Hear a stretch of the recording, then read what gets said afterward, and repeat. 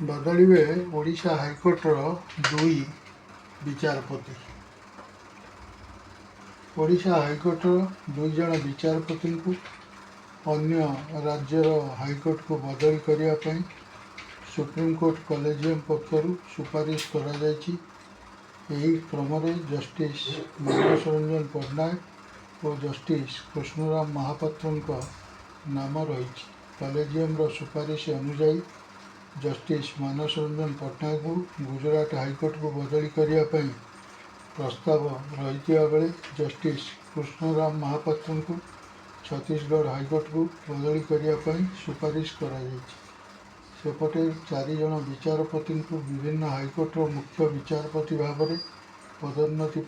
Supreme court collegium सुपारिश देते। भारतर प्रधान विचारपति सूर्यकांत अध्यक्षता गत 6 तारिख में एक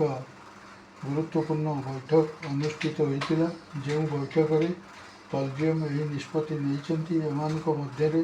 Delhi high court justice V Rameshwar Rao को पटना हाइकोर्ट मुख्य विचारपति, Bombay high court justice Ravindra V Ghuge को कोलकाता हाइकोर्ट मुख्य विचारपति, इलाहाबाद हाइकोर्ट जस्टिस महेश चंद्र त्रिपाठी को बॉम्बे हाइकोर्ट मुख्य विचारपति और पंजाब हरियाणा हाइकोर्ट जस्टिस अश्विनी कुमार मिश्र को सही हाइकोर्ट मुख्य विचारपति भाव सुपारिश करा।